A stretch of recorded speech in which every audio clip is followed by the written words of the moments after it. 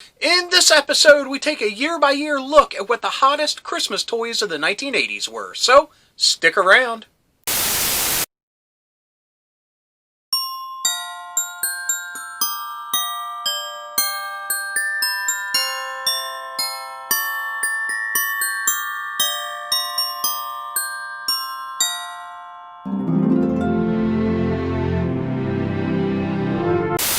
Hello, fellow dorks and dorkettes! Welcome to Nostalgia Syndrome.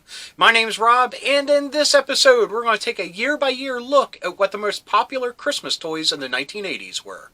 Now, when I first thought this up, it was going to be fact-filled and not very fun, probably. I have a problem when it comes to just reciting facts, just regurgitating crap I read online.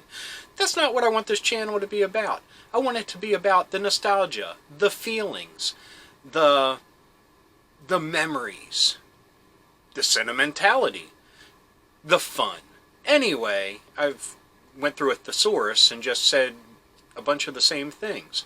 But anyway, so we're going to go by year on what the most popular toys were in the 1980s at Christmas time.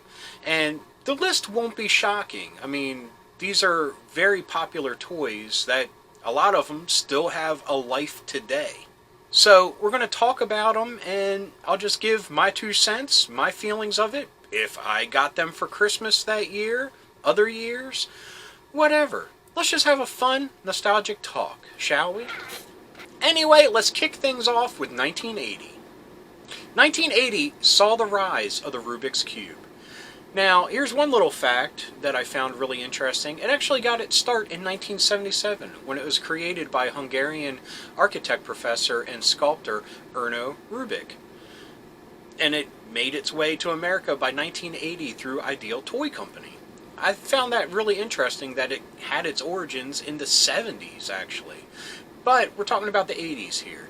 So 1980 saw the Rubiks Cube. And to this day, the Rubiks Cube is like the cultural icon of the 80s.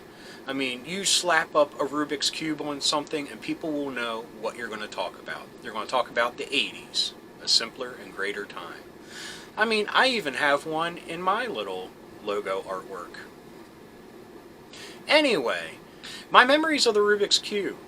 First off, I could never solve one. I still can't to this day.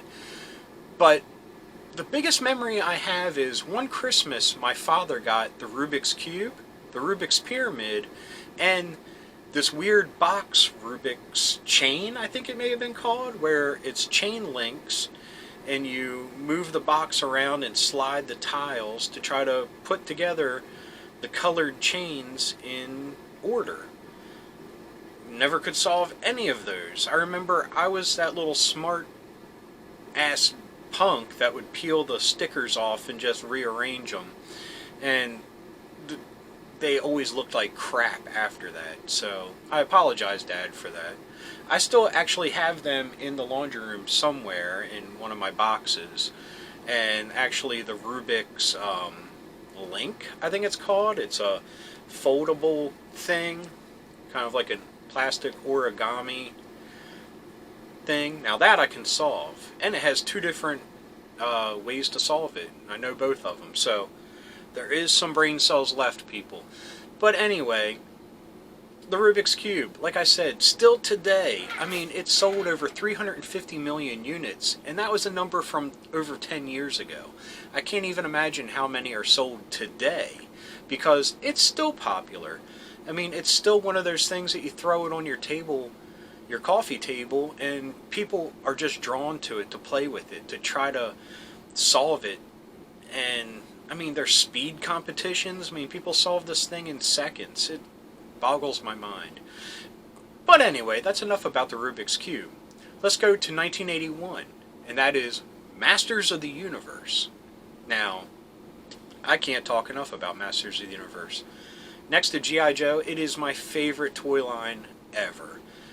I mean, to this day, the the Masters of the Universe Origin toys that are out through Walmart have been fantastic. I mean, I've been doing episode after episode of reviewing and unboxing the new ones, and I've loved every minute of them.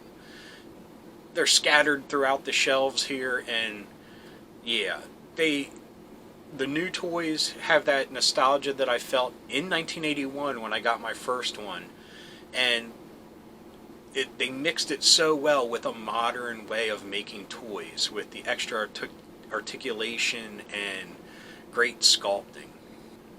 But enough about the new toys. Let's talk about the original. Some of my Christmas memories of Masters of the Universe: getting the Wind Raider, getting the Battle Ram. I mean, they were great vehicles. Some of the figures I remember getting, I mean, I got He-Man and Skeletor just by happenstance through my aunt. They weren't even a Christmas present. They were just you're a cool nephew, here, have a toy. But the Christmas memories, I mean, nothing really stands out other than my grandmother getting me Spydor one year. I love that toy. And unfortunately, with his little cool hook and rope system, my cousins busted it up before I could even get home that evening with it. But that figure still has a very special place in my heart because my grandmother got it for me, and it's just an awesome figure. And I can't believe that I'm forgetting it, but I got Castle Grayskull that Christmas too. I mean, it was a Masters of the Universe Christmas. Looking back at other Christmases, I don't know how I lucked out and had such an awesome year that one year of getting all of that Masters of the Universe stuff. I mean, the sword and sorcery and sci-fi mixture of it, I mean, I think must have spoke to my parents who are geeks and dorks like me. And yeah, it must have spoke to them enough where they needed it in the house as much as I did. 1982 was My Little Pony. Now, My Little Pony, I mean, hit the ground running. Hoofs ablaze. I mean, it still, to this day, has a fan following with the new cartoon. And they even they're probably one of the first that released vintage figures of the originals. And I think they sold out. I mean, I saw them at Walmart one day and they were gone the next. So they still have a large popularity. And as a kid, I mean, I was a boy, that was a girl's toy, so I shunned it. But now, I got a couple My Little Ponies around the laundry room. I mean, they're an iconic part of the 80s. I think they're cool just for that simple fact. I had a younger cousin that had a bunch. I mean, she was where I got to play with them and Strawberry Shortcake and stuff alongside my G.I. Joe and Masters of the Universe figures. And, I mean, they're awesome. I give them props. And there's no doubt that they were one of the most popular toys of the 1980s. 1983 was when things changed. When the world went crazy for Cabbage Patch Kids. This is maybe the first time I remember, and maybe it's just with my age at the time, remember seeing on the news people fist fighting over these chubby-cheeked little cherub cabbage punks. I mean, it was insane. I had friends that were getting them. I had family members that were getting them. I wanted one. I think just due to the popularity. And I mean, at that age, I mean, I admit it, I played with dolls. I had a doll at my grandparents' that was probably my aunt's that I took care of and stuff. I mean, I think that's just a human nature thing that you want to take care of something. But anyway, don't mean to get all psychoanalytical about it, but I always wanted one. They were so cool. I mean, everything from the plastic faces, the belly buttons. They had butts. I mean, they had butts with Xavier Roberts' name tattooed on them. It was just something that I always wanted. Unfortunately, it took many years for my parents to have enough money and the availability of them for me to get one. I was probably way too old when I finally got one, but I was still appreciative and still happy that I had one. I mean, I think I just had a nostalgic soul ever since day one. So I may have been 10 when I finally got one, but I was still nostalgic for that feeling of 1983 of when I first saw them. Anyway, I still have them. They're here in the laundry room. I have a whole bin of old stuffed animals and things. I mean, I even went out of my way and collected the Koosas, which were the Cabbage Patch's anthropomorphic animal pet friend pets. I don't know what they were, but they were awesome. Big fan of them. 1984 was another banner year, and that was Transformers. Again, this was a year when I had my parents' friends, family members, all give me Transformers for one Christmas. I mean, I got Optimus, Soundwave. My first Transformer was Blue Streak, but he broke, unfortunately. Mirage. I think I got all those one Christmas, and I was in heck. Most of them still dot around the room. Optimus, Soundwave. I mean, and the thing is, Transformers has endured from 1983 to today. The same characters, the same shtick of transformation, just so much better. Better sculpts. I mean, the transformations back then were click, click, click, and it was done. Now, you need to set aside an afternoon to transform some of these things. But it's still cool. It's still fun. My son is into them. I mean, I can relive those memories through him, and that is excellent. That is fun. And he's creating his own memories, and it's been a blast. 1985. Teddy Ruxpin. Yeah, I think I was a little bit too old to appreciate Teddy Ruxpin, but I really dug his friend Grubby. I think I've talked about that in a past episode. I love that caterpillar mutant thing. Awesome. I mean, any toy that comes with multiple legs and stuff like that and is huge, I'm a fan for. I think that's awesome.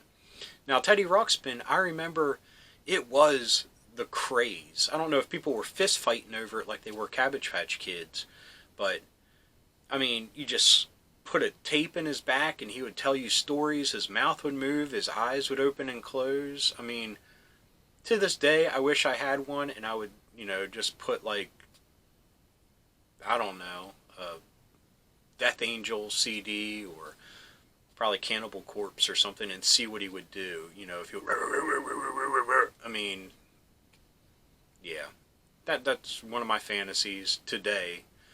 Back then, I probably was thinking, well, let's, throw in Kajagoogoo or something. But yeah, now I would love to throw in some death metal and see what he would do. I mean, I think that would be really fun. I'm sure people have tried it. Anyway, Teddy Ruxpin, I'm a big fan. I remember watching the cartoon, but just I wasn't at the right age to really appreciate just, how cool it really was. Now, 1986 is the Koosh Ball. I've never had one. I remember they were super popular. I mean, they had some really cool colors. I remember there were ones that I wanted, just specific color combinations that looked really awesome. I remember they were a problem in school, people bringing them in and, being distracted, flinging them around. You grab one of the little rubber band pieces and bang, bang, bang, bang, bang, bang, bang, or throwing them at each other, having them on their book bags. I mean, I remember they were a huge problem at the time because, schools aren't fun. They're not supposed to be. But I remember they were super popular. I think it's kind of surprising that they were the biggest Christmas gift at that time. But I do remember that they were very popular. And like I said, there were a few that I actually wanted, just specific color combinations that appealed to me. I can't remember what they were now, but yeah, that's pretty much the only surprise on this list. 1987 saw the rise and fall of Jenga. Now, never had one until I was an adult and bought board games for my own home, but yeah, I think my parents just didn't want a loud, clanking wooden tower falling over. and maybe they just didn't see the appeal of it. But now I think it's fun, and all the different variations of different games. Like we have one that's a packing alpaca that you have to stack stuff on this little alpaca's back, and you know, it spits on you when they fall and stuff. It's all kind of the same shtick, if you will. But anyway, yeah, I know I said the Koosh Ball was kind of a surprise, but Jenga as a whole, that kind of surprised me too. But I don't have any childhood memories of it, but I love playing it now as an adult. Now, this next one actually surprises me with how late it is to be popular. Now granted, I'm sure it sold like hotcakes the years that it, from its release to 1988, but maybe 1988 was its like blow up breakout year. But it was the Nintendo Entertainment System. Now I got my NES a couple years before this, not when it first came out, maybe a year after that, which I think it originally came out in 85, so I think I got mine in 86. And my first game for it was Rambo. Yeah, that was a bad game to start with, because A, it's weird, and B, it's not as action-packed as you would hope. Yeah. But anyway, the NES. I don't know why 1988 was its breakout year. I mean, it'd been out for a while. It had a huge library of games by this time. Maybe that was the reason. Maybe it dropped in price. I don't know. Like I said, I could have looked up facts, but why bother? But, yeah, the NES. The gold standard of video games of the 80s. I mean, a lot came before it, a lot have come after, but Nintendo, as soon as I see that seal of approval, even on the games today, which it's not really a gold seal like it was back then, but I feel confident I'm getting a good game. I mean, I love the Switch. I love playing old NES games. As you can see, I'm playing them on the channel. I mean, I'm a huge Nintendo fan, and 1988 was their breakout year. Until 1989, when the Game Boy hit the scene. The Game Boy was actually something I got when it first came out. I know, I'm shocked too. But it had such awesome games for it, and you could take it anywhere you could go. I mean, unfortunately, you couldn't see it in the dark, though. That was one downfall, unless you bought the light thing for it, which I never did, because that was extra money. You could either spend $30 on a game or the light, you're going to get the game. I mean, I had games like the Ninja Turtle game, Spider-Man game, Mario Land, which was the bomb. I would love to play that again right now. Of course, it came with Tetris, and later, in the 90s, it would blow up again when the Pokemon craze hit. I mean, Game Boy has stuck around for a very long time and morphed into many different cool modern takes over the years. I mean, Game Boy Advance, Game Boy Color, the DS. I mean, the DS is a Game Boy, so it all started in 89, and I was a fan, still am a fan. So anyway, I hope you enjoyed this episode. It was just a nostalgic look back at what the most popular Christmas toys of the 1980s were. Like I said, I could have chocked this full of facts and figures, but I just don't find that fun. That's just not me. I just like reminiscing and talking about this stuff with you all. And hopefully you guys have great memories too. And I'd love to hear what Christmas memories you have about these items on the list. Please hit me up in the comments with all those. You know I love comments, and I love getting back to everybody about them. I mean, that's one of the biggest things about doing these videos, is hearing back from all of you and engaging and just having nice little conversations.